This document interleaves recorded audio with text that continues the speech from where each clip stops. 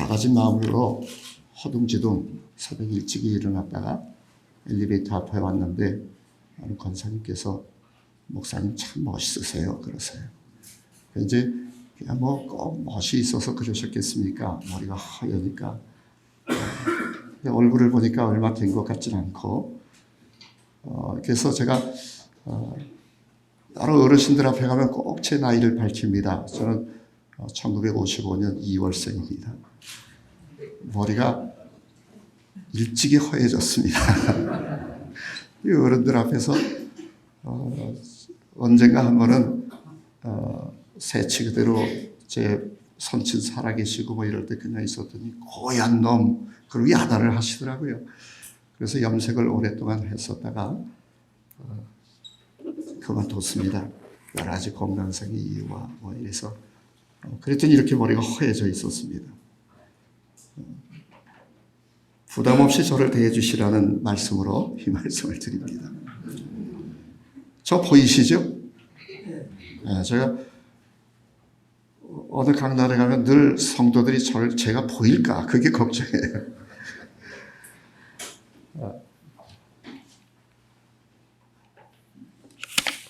하나님께서 세상을 창조하셨을 때 하나님께서 보시기에 심히 좋았더라라고 말씀하십니다. 하나님께서 한 인간 욥에게 그 창조 직후에 우주의 화음, 우주의 아름다움, 그 조화를 깨닫게 하시고 우리에게 이렇게 말씀을 주셨습니다. 욥기 38장 7절에 보니까 그때에 새벽별들이 기뻐 노래하며 하나님의 아들들이 다 기뻐 소리 질렀느니라.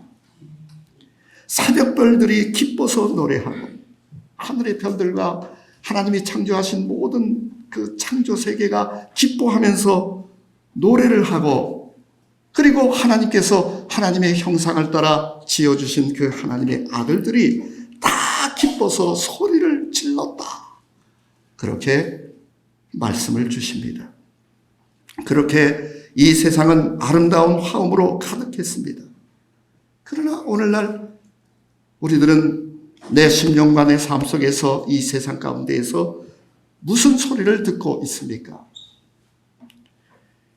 이 세상은 탄식 소리로 가득합니다. 신불신을 막론하고 교회 안팎을 막론하고 탄식 소리가 가득합니다. 인간이 하나님을 떠난 이후 가시와 엉겅퀴를 내게 된 이 지구도 인간들을 인해서 몸부림을 치고 있다. 그렇게 오늘 본문이 말씀하십니다. 인간도 몸부림을 치며 신음을 하고 지내고 있습니다. 22절에 이르시기를 피조물이 다 이제까지 함께 탄식하며 함께 고통을 겪는 것을 우리가 아느니라. 이것을 안다 그랬어요. 또 이것을 알아야 합니다. 모든 피조세계가 우리 하나님의 자녀들과 더불어 함께 고통을 겪고 있는 것을 우리가 알아야 합니다. 피조물은 그렇게 하나님께서 본래 창조하신 그 아름다움을 다 잃어버렸습니다. 땅은 본래 아름다운 식물을 내고 세상에 맑은 공기와 향기를 주기 위해서 만들어졌고 우리들에게 열매를 주기 위해서 만들어졌습니다. 그러나 인간이 타락하자 하나님께서는 이 땅의 자유를 박탈하셨습니다. 창세기 3장 18절 상반절에 이르시기를 땅이 내게 가시덤불과 엉겅퀴를 낼 것이라. 이것이 오늘 본문에서 20절에 이렇게 말씀하십니다. 피조물이 그렇게 가시덤불과 엉겅퀴를 내는 허무한 삶을 그 허무한 모습으로 존재를 하게 되었습니다. 그런데 피조물이 허무한데 굴복하는 것은 자기 뜻, 자기들이 원했거나 계획해서 되어진 일이 아니고 오직 굴복하게 하시는 이로 말미암음이라. 피조물도 자유를 잃어버렸고 허무한데 굴복하면서 존재하는 것에 대해서 심각하게 탄식하고 있습니다. 그러면서 그 피조물들이 그 고통 속에서 기다리는 것이 있다 그러셨습니다. 이것을 좀 알고 살아야 합니다. 이 땅에 우리가 의미 없이 대하는, 우리가 그렇게 밟고 파헤치는 이 땅도 고대하는 것이 있습니다. 19절 말씀 보니까 피조물이 고대하는 바는 하나님의 아들들이 나타나는 것이요. 하나님의 아들들이 자기들을 정복하고 다스려 주기를 학수 고대합니다. 하나님의 아들들이 나타나서 하나님께서 자기들의 자유를 제한한 그것을 하나님께서 풀어주시기를 간절히 기다립니다. 곧 구속을 기다리는 것입니다. 21절에 그 바라는 것은 피조물도 썩어짐의 종노릇한 데서 해방되어 하나님의 자녀들의 영광의 자유에 이르는 것이라. 하나님의 자녀들의 영광의 자유, 그 하나님의 자녀들이 영광의 자유를 누리고 있는 그들이, 그 하나님의 아들들이 나타나기를 기다리고 그때가 오면 자기들도 그 속박에서 해방될 것이기 때문에, 자기들이 본래 가시와 엉겅퀴를 내도록 그렇게 창조된 것이 아니기 때문에, 그래서 그들도 그 해방, 그 자유, 그 구원을 기다린다라고 말씀하십니다. 이 땅의 피조물이 그 자유와 구원을 기다리고 있습니다. 하나님의 아들들이 나타나기를 기다립니다. 이 땅에 충만해서 다스리는 권한을 받은 인간들이 하나님의 자녀들로서의 영광스러운 자유를 회복해서 자기들도 그 정상의 모습을 회복하기를 이렇게 학수 고대하고 있는 것입니다. 자연이 그렇게 탄식할 때 이 땅을 사는 어떤 사람도 탄식 없이 사는 사람은 없습니다. 우리들이 그리스도인이 되었음에도 슬픔과 고통의 인생길을 갑니다. 이 땅이 우리에게 가시와 엉겅퀴를 내고 우리는 또한 땀을 흘려야만 먹고 살 수 있는데, 땀을 흘려도 열매를 거둘는지 못 거둘는지는 미지수입니다. 세상 살면서 한심한 것이 그것입니다. 그렇게 기도했습니다. 수고했습니다. 애를 썼습니다. 그런데 내가 열매를 거둘지가 미지수입니다.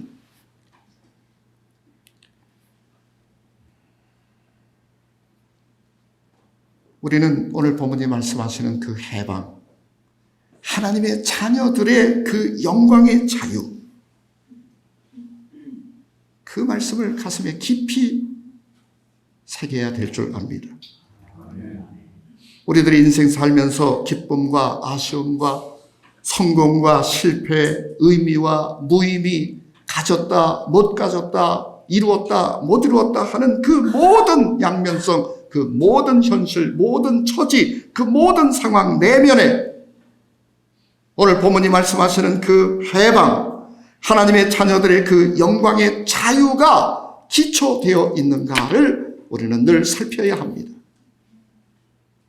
너희 기쁨을 슬픔으로 바꿀지어다. 하나님의 아들됨을 두고 보니까 이전에 기뻐하던 그 기쁨이 아닙니다. 그걸 다 뒤집어 놓아야 합니다. 그것이 슬픔이었음을 알아야 합니다.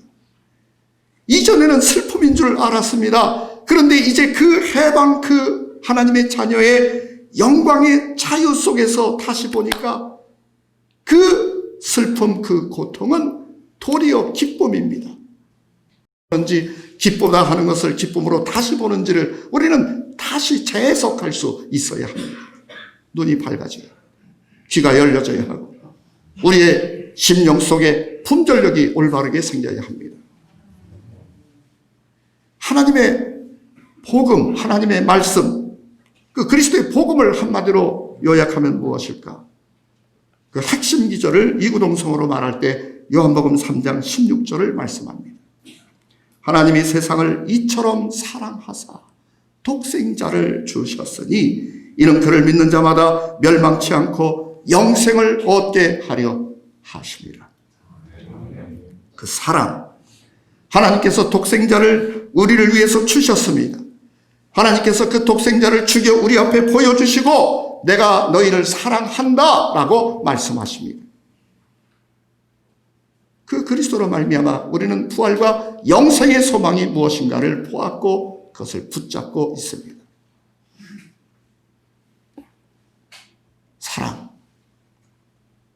요한 사도는 노년에 요한일서를 기록하면서 하나님은 사랑이시다 그 한마디로 외칩니다. 요한 사도는 늘 일상생활을 하면서도 주께서 사랑하시는 제자 그렇게 자기를 표현했습니다. 저는 그것이 너무너무 감격스럽습니다. 저는 우리 교회에서 늘 묻습니다. 여러분 하나님의 사랑을 이미 받으셨습니까? 이제 받아볼까 하십니까?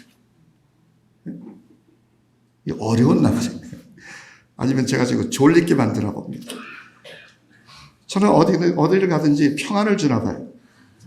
그러니까 제가 전철을 타잖아요.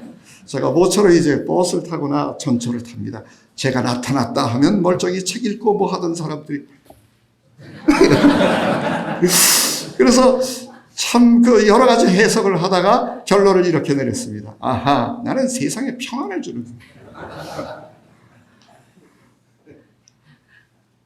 다시 묻겠습니다. 여러분, 여러분들은 하나님의 사랑을 이미 받으셨습니까? 아멘. 아멘. 요한 사도가 제가 성경을 이렇게 다시 보고 그러면서 이제 몇 년 전에서야 깨달았어요. 다른 사도들이 주님이 요한만 사랑하잖아. 그리고 비아냥거린 게 아니고요. 요한 스스로가 자기 자신을 익명으로 표현할 때 주께서 사랑하시는 제자가 그랬어요. 제 집이 여러 자식이 자랐는데요. 제 부모님이 9을 낳으셔가지고 전쟁을 겪으면서 2를 잃어버리고 딸 하나와 아들 6을 기르셨어요. 제 어머님들 말씀하실 때 손가락 깨물어 안 아픈 손가락 있더냐 그러셨어요. 그런데 어떤 못난 자식은 언제 아버지가 나를 위해서 뭘 하셨고 언제 엄마가 날 사랑했냐고 그런 철부지도 있더라고요. 가만히 잘 생각하시면 그게 누굴까를 짐작하실 것 같아요.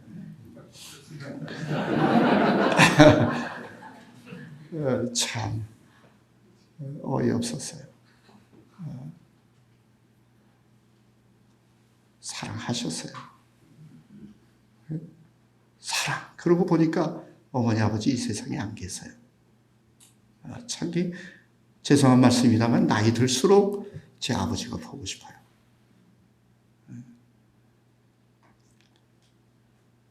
요한 사도가 나는 사랑을 받았다. 그러면서 사세요.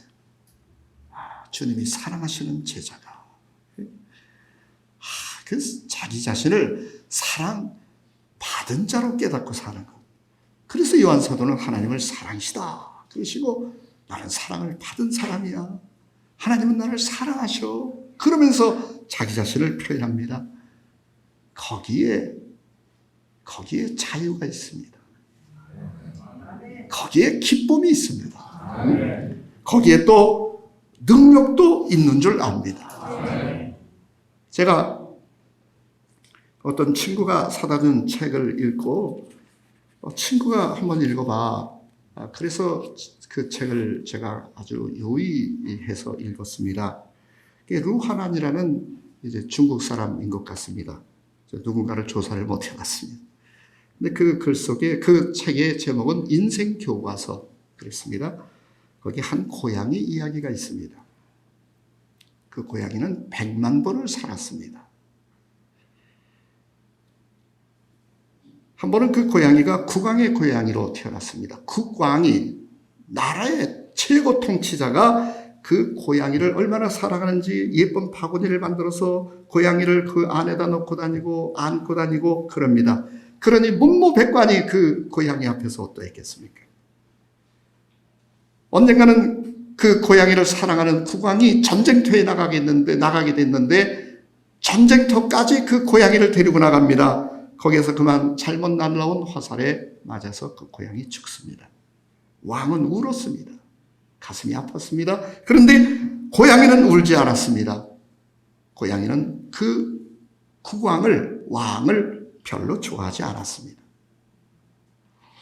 또 한 번 태어났습니다. 어부의 고양이로 태어났습니다. 어부는 고양이를 너무너무 좋아했습니다. 그래서 고기 잡으러 가는 데까지도 데리고 갔습니다. 그런데 실수로 그만 물고기를 잡아 그물을 끌어올리다가 떨어뜨려서 물에 빠뜨려 죽게 했습니다. 어부가 건졌지만 이미 고양이는 죽었습니다. 어부는 엉엉 울었습니다. 가슴이 찢어지도록 아파했습니다. 그런데 고양이는 울지 않았습니다. 고양이는 그 어부를 좋아하지 않았습니다. 한 번은 고양이가 서커스단의 재롱둥이로 서커스단의 고양이로 태어났습니다. 서커스단의 마술가가 그 여러 가지 공연을 하는데 한 가지 정말 특기로 하는 그 서커스가 뭐냐, 마술이 뭐냐, 그 고양이를 상자 안에 넣고 이렇게 칼로 이렇게 자르는 그 마술을 보여줍니다. 칼로 분명히 중간에 잘랐는데 그 고양이가 깡총 뛰어나오는 겁니다. 박수갈채를 받습니다. 그런데 어느 날 그 서커스 하는 분이 마술사가 그만 실수로 고양이를 잘랐습니다. 그 마술사는 사랑하는 고양이를 잃고 너무 울었습니다. 그런데 고양이는 울지 않았습니다. 고양이는 그 마술사를 좋아하지 않았기 때문입니다. 한 번은 그 고양이가 늙은 할머니의 고양이로 태어났습니다. 그 할머니는 늘 조용히 고양이를 안고 창밖을 바라보고 그렇게 평안하게 고양이를 감싸고 있었습니다. 그런데 어느 날 그 고양이는 할머니 품 안에서 움직이지 않습니다. 할머니는 노년에 그 사랑하던 고양이를 잃고 엉엉 웁니다. 그런데 고양이는 울지 않았습니다. 왜요? 그 고양이는 할머니를 사랑하지 않았어요. 좋아하지 않았어요. 그렇게 죽고 살고 그러다가 한 번은 고양이가 어느 누구의 고양이도 아닌 한 마리의 들고양이로 태어났다는 이야기입니다. 고양이는 그 틀에서 행복했습니다. 그 곁에는 한 무리의 아름다운 암고양이들이 항상 따라다니고 있었고, 그리고 자기가 다 먹지도 못할 만큼의 생선도 먹을거리도 갖다 주었습니다. 고양이는 매번 거만하게 말했습니다. 나는 100만 번을 산 고양이야. 그랬습니다. 난 100만 번 산 고양이야. 그런데 그렇게 들에서 지내던 어느 날 고양이는 흰 고양이 한 마리와 마주쳤는데 그 흰 고양이는 그 고양이에게 100만 번을 산 고양이한테 눈길 한 번 주질 않습니다. 이 고양이가 화가 났습니다. 그 흰 고양이에게 다가갔습니다. 나는 100만 번 산 고양이야. 했지만 흰 고양이는 단지 그래? 야옹. 그러고 다시 또 고개를 돌렸습니다. 그 고양이는 매번 그 흰 고양이를 만날 때마다 일부러 그 옆에 가서 허세를 부리며 등을 고쳐 세우며 목소리를 가다듬고 나는 100만 번 산 고양이야 했습니다. 그런데 그 흰 고양이는 그리고 고개를 돌릴 뿐입니다. 그 고양이가 어느 날 또다시 그 흰 고양이를 만났습니다. 그 흰 고양이 곁에 가서 혼자 놀고 있는 그 고양이, 점점 흰 고양이 곁으로 다가갔습니다. 그리고 나지막한 소리로 말했습니다. 우리 같이 있자. 어때? 그랬더니 그 흰 고양이도 가볍게 웃으면서 고개를 끄덕끄덕 했습니다. 그렇게 그들은 함께 했습니다. 그 고양이는 너무너무 기뻐했습니다. 둘은 항상 같이 지냈고 흰 고양이는 많은 새끼 고양이를 낳았고 그리고 고양이는 정성껏 그 새끼 고양이들을 돌보며 흰 고양이를 사랑했습니다. 세월이 흘러서 새끼 고양이들은 다 자라가 한 마리씩 다 독립해서 나갔습니다. 고양이는 매우 자랑스러웠습니다. 그 흰 고양이도 늙었고 고양이는 세심하게 흰 고양이를 돌보아 주었습니다. 고양이는 매일 흰 고양이를 안고서 잠들 때까지 이야기를 들려주었습니다. 어느 날 그 흰 고양이는 고양이 품에서 더 이상 움직이지 않았습니다. 흰 고양이가 죽은 것입니다. 고양이는 흰 고양이를 안고 다음 날이 될 때까지 끊임없이 울었습니다. 가슴이 찢어지는 아픔을 겪었습니다. 그러다가 그 고양이는 더 이상 울지 않았습니다. 움직이지도 않았습니다. 그 고양이는 흰 고양이와 함께 죽었고 다시 살아나지 않았습니다. 이것이 그 이야기의 전말입니다. 제가 생각해 봤습니다. 왕의 고양이가 되어서 권세를 누렸습니다. 마술사의 고양이가 되어서 환호성을 받았습니다. 할머니의 고양이가 되어서 평안하고 안락하게도 지냈습니다. 그렇게 100만 번을 살았습니다. 그 100만 번에 대한 그 자긍심이 그 고양이에게 가득했습니다.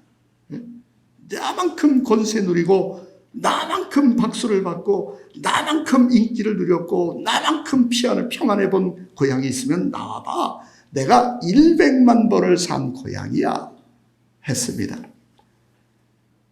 그러나 그 모든 것들은 허사였습니다. 들고양이가 되고 삶의 자리와 영역 경쟁을 했고 먹이를 구하기 위해서 수고를 했고 다른 동물들의 위험에 노출되어서 새끼들을 지키기 위해 목숨도 걸었었고 고생도 했었고 늙어서 외로움도 느끼고 그리고 사랑하는 고양이를 잃어버리고 슬피 울었습니다. 엉엉 울다가 죽었습니다. 그리고 다시 일어나지 않았습니다. 그 사랑하면서 살았던 그 한 번의 평생이 그 고양이의 진정한 생애입니다. 그 고생을 자기 스스로 사랑하면서 그렇게 염려 근심하면서 사랑하면서 살았던 그 한평생, 그것이 가장 복된 생애였습니다. 100만 번의 자존심을 끊임없이 부추기면서 내가 100만 번 산 고양이야 해봤자 어떤 생각 있는 고양이 앞에 가니까 하고 말았습니다. 그 한 번의 참된 사랑. 사랑하고 사랑으로 죽고 그리고 다시는 살아나지 않습니다. 그 자존심 내세우지 않고 들매지 않습니다. 아하, 제가 이 생각을 갖기까지 많이 생각을 했습니다. 아하, 이 친구가 나한테 이 책을 준 의미가 뭘까?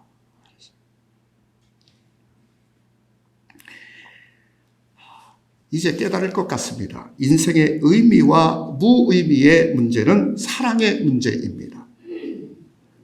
가치와 무가치의 문제, 성공했다, 실패했다 하는 문제, 가졌다, 못 가졌다, 이루었다, 못 이루었다, 그 모든 문제는 결국 사랑의 문제입니다.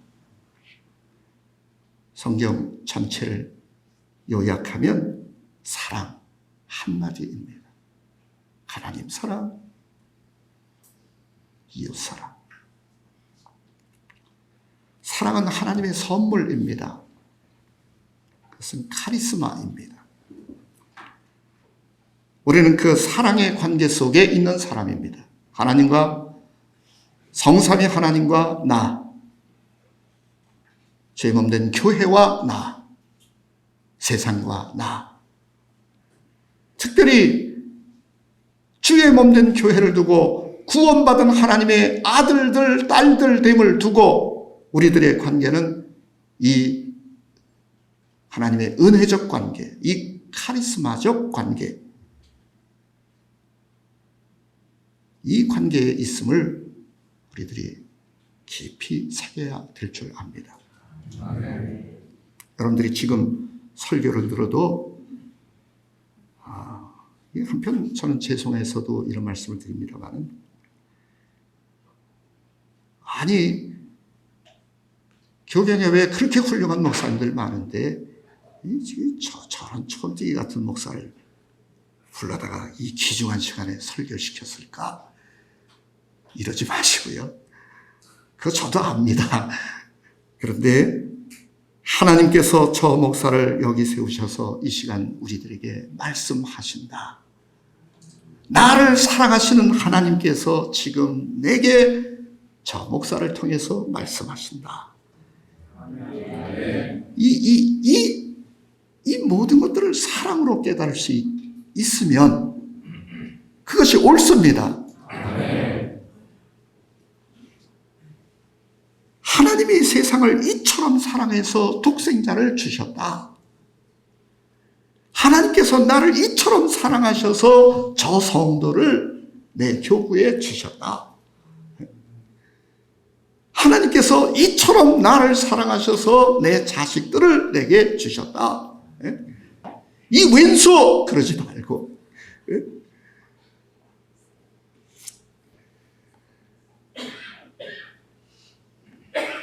그 깨달음, 그 관계, 그것이 회복되어져야 될 줄 압니다. 주님께서 예루살렘에 다니시면서 유대인들에게 말씀하시고 바리새인들 앞에서도 그들이 당신을 시험하러 오신 걸 뻔히 알면서도 주님께서 그들을 사랑하시고 모두를 사랑하셔서 그들에게 말씀하시고 이적을 보여주십니다. 그런데 날이 더하면 더할수록 유대인들은 예수를 더욱 죽이려고 혈안을 합니다. 그러면서 주님 앞에 나와서 비아냥거립니다. 네가 왜 하나님의 아들이냐, 뭐가 어떠냐 저떠냐 따지고 말이 많습니다. 우리가 성경을 보니 어떻고 하면서 말씀이신 그리스도 앞에 와서까지도 비아냥거립니다. 그때 예수님께서 요한복음 5장 42절에 이렇게 이르십니다. 다만 하나님을 사랑하는 것이 너희 속에 없음을 알았도다. 내가 알았다.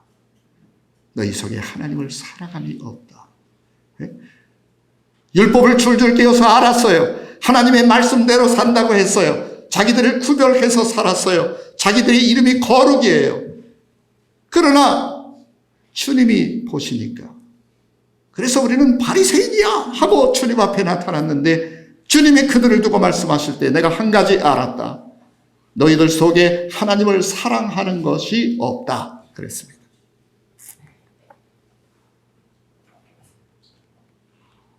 사랑인가를 물어봐야 됩니다.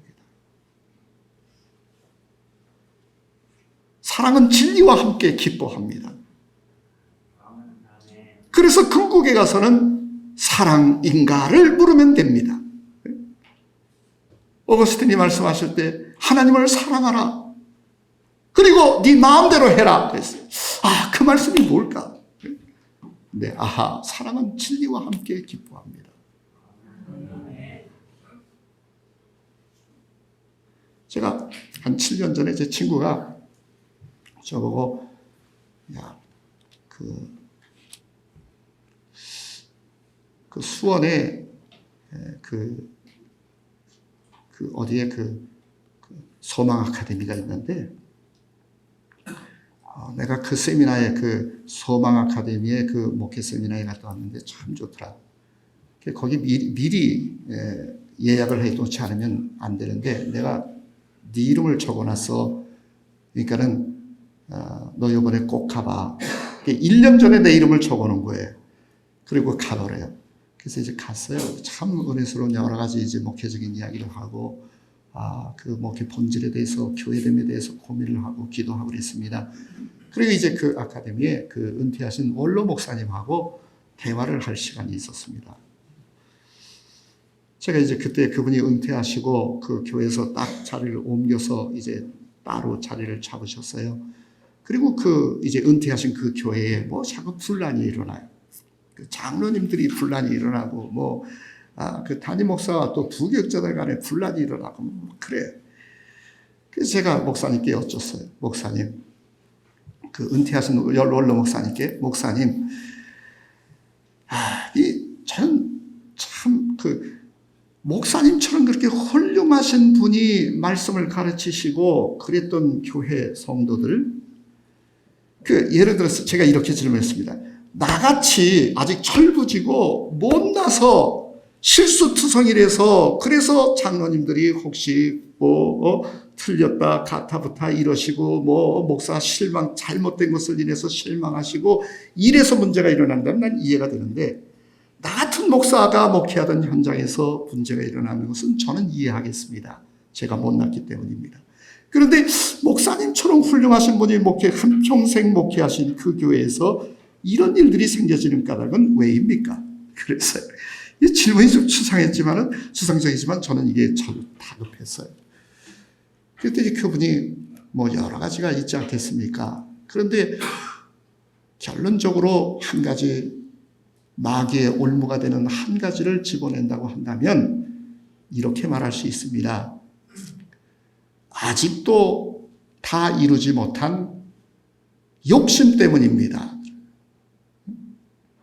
그 교회 장로님들이 한 200여 분 되시는지 300여 분 되시는지 잘 모르겠어요. 하여튼 교인들이 어마어마하게 많으니까 장로님들도 수다하게 많아요.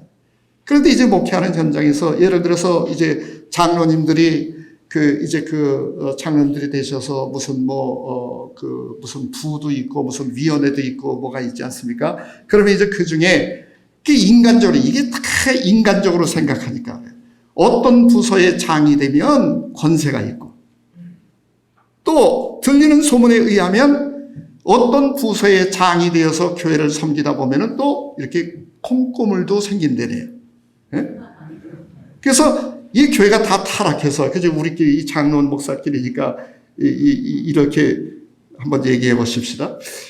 예를 들어서 재정위원장, 재정부장을 해서 교회 출입을 관리하고 물품 들어오고 나가를 관리하고 이렇게 하다 보면 그 어느 교회 재정부장 장로님을 하면 한 2년 하면 강남에서 집 한 채가 생긴대요.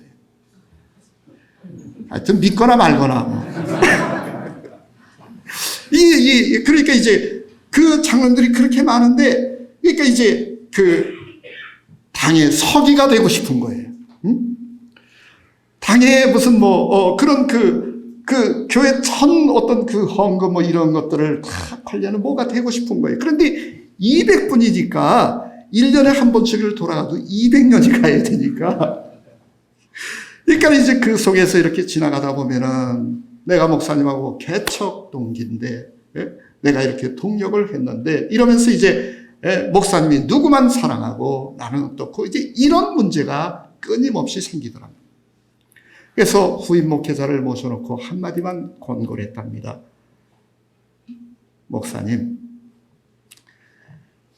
당신을 처음 찾아오는 사람들을 꼭 나쁘다 좋다가 아니라 그 처음 찾아와서 열변을 토하는 사람들의 이야기를 조심해서 들으십시오. 네? 이 사람이 그렇잖아요. 누가 와서 무슨 얘기를 하면 그 얘기가 하도 논리적이고 1만 가지 이유를 대면서 이야기를 하기 때문에 그 이야기 들으면 제가 이런 거예요. 시어머니 말씀 들으면 그 며느리 그냥 그렇게 못된 며느리일 수가 없어요. 그런데 며느리 말씀 들으면 이 권사님 시어머니가 내가 이런 권사를 두고 있나 하고 싶을 정도로 그런 바로 그와 같은 현상이죠. 근데 사람들이 대체로 처음 누가 와서 말하는 소리에 쏙 빠지거든요. 그런데 그 목사님 이제 그 말 끝에 얘기하시기를 내가 그렇게 권고했는데 당신이 목회할 때 소외돼 있다고 섭섭해했던 사람들이 그 새로운 당회장을 가장 먼저 찾아갔습니다. 그래서 문제가 생겼어요. 허허허허. 그러면서 창밖을 이렇게 쳐다보세요. 눈물이 클썽하세요. 아하.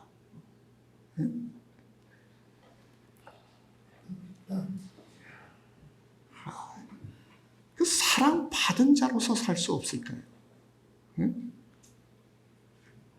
누가 알아줬네, 안 알아줬네, 뭘 맡았네, 못 맡았네, 그러지 말고 하나님께서 나를 자녀 삼으심, 하나님이 자녀된 그 권세를 얻었음과 내가 그 하나님 나라의 소망을 가진 것, 이 땅에 보이는 소망이 무슨 소망이냐? 우리가 보이지 않는 소망을 기다린다 하신 그 소망, 저는 욕심이 많아요. 저는 그 하나님 나라의 상급을 너무너무 사랑해요. 우리 성도들이 다 그래 주기를 바라요.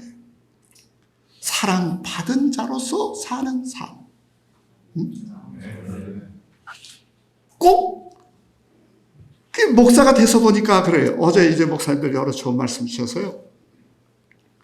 내가 하필이면 저렇게 훌륭한 목사님들 뒤에 순서가 돼가지고 어제 또 그 강집사님 얼마나 은혜를 끼치면서 간증을 하시면서 찬양을 하시는지, 야, 이 순서가 이게 첫 번째가 되든지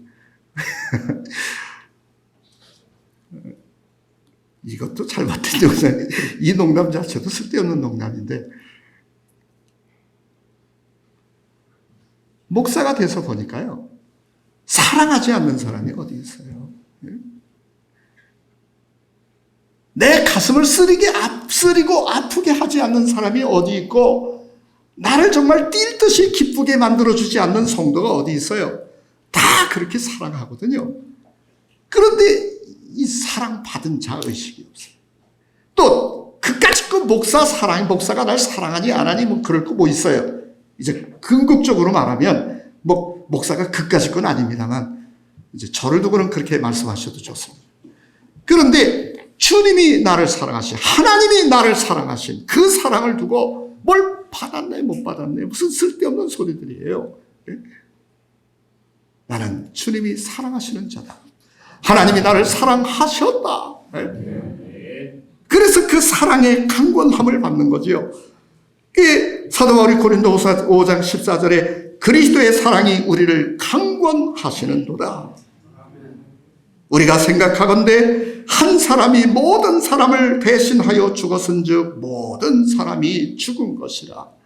이 세상의 정욕에 대해서, 이 세상에 썩어질 것에 대해서, 이 세상에 다 사라지고 마는 것들에 대해서 우리는 죽었습니다. 그 그리스도와 더불어 다 죽은 것입니다. 이것을 생각해야 되는데, 이것을 알아야 되는데, 그래서 그리스도의 사랑이 나를 강권하시는도다. 그 사랑의 이끌림을 받아서 그 사랑과 더불어 사랑을 능력 삼아서 사랑하는 자 되었어야 되는데, 주님 마지막 남기신 그 유언, 내가 너희에게 새 계명을 주노라. 내가 너희를 사랑한 것 같이 너희도 서로 사랑하라. 사랑받은 자 됨. 이 강권이라는 단어, 원문의 단어를 보니까 순에케이라는 단어인데요. 이 순이라는 것은 접두사로서 뭐뭐가 함께, 전치사 접두사입니다. 또 에케이라는 것은 갚는다, 또 조종한다, 억지로 끌고 간다, 그런 의미가 있습니다. 에케이, 억지로 끌고 갑니다. 순에케이, 그러면 함께 억지로 끌고 가는 것입니다.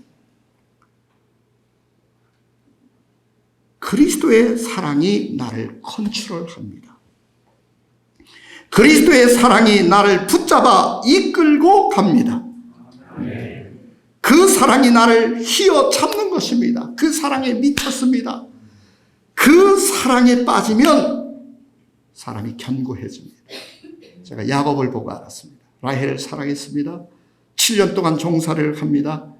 그런데 속았습니다. 그 7년을 수일처럼 여기면서 라헬을 기다렸는데 속았습니다. 그랬음에도 불구하고 7년을 또 기다립니다. 근데 그 7년도 또 수일처럼 여깁니다. 한결같이 견고하게 흔들림 없이 14년을 수일처럼 여깁니다. 왜? 사랑하기 때문에. 자기가 사랑하는 여인의 아버지가 자기를 속입니다. 거기서 온갖 고생을 합니다. 역경을 겪습니다. 배신감을 느낍니다. 그런데 그 어떤 것도 나를 핑계하게 하지 않습니다. 사랑하기 때문에. 그래서 14년, 한 일주일인가요? 14년을 꼬박 수일처럼 여기면서 한결같아집니다. 바로 그 사랑. 하나님이 나를 사랑하셨습니다. 나는 사랑받은 자입니다. 여러분, 우리의 지침이 어디에 있습니까? 우리의 갈등이 어디에 있습니까? 우리 인생의 무의미가 어디에서 발생합니까? 내가 목사가 되어서 이만큼 살았는데 이거 다 허망하구만. 이 허망이 왜 들어옵니까? 사랑을 놓쳤을 때.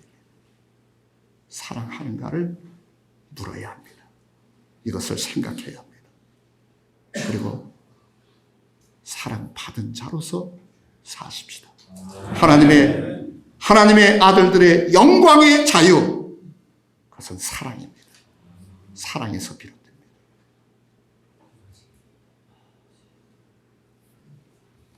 장로님들 수고 많으시고, 우리 권사님들, 우리 장로님 부인 되시는 모든 분들 참 고생들 하십니다. 제가 무엇으로 위로해 드릴 수 있을까요? 무엇으로 힘을 드릴 수 있을까요? 그러나 이것 한 가지를 분명히 가슴에 새겨주시기 바랍니다. 사랑이 여러분들을 한결같게 할 것입니다. 사랑이 여러분들을 또다시 힘이 나게 할 것입니다. 그래서 우리 교갱협이 목표하는 바와 같이 저 자신도 부서지고 깨지고, 제가 교갱협 회원이 된 이후로 조금씩 더 부서져 가고 있어요. 그렇게 노력합니다. 그래서 진정 주님 찾으시는 그 사람들, 이 세상이 기다리는 그 존재들, 하나님의 자녀들의 영광의 자유, 그 아들들이 나타나기를, 그 자녀들이 나타나기를 기다린다 하니 우리가 그 소원 한번 들어줘야 되지 않겠습니까? 기도하겠습니다.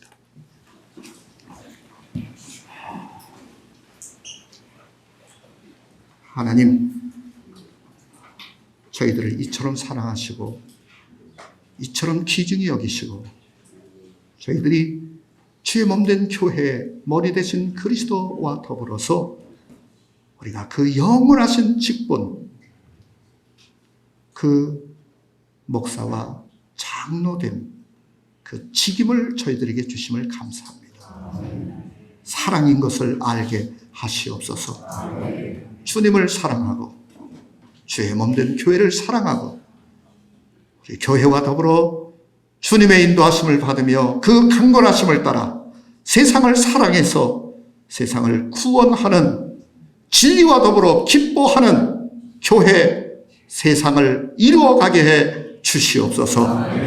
지금은 주 예수 그리스도의 은혜와 하나님의 사랑과 성령의 감화, 인도, 교통, 충만, 사랑하게 하심이 주님 앞에 머리 숙인 모든 하나님의 권속들, 장로님들 위에 영원토록 함께 있을지어다.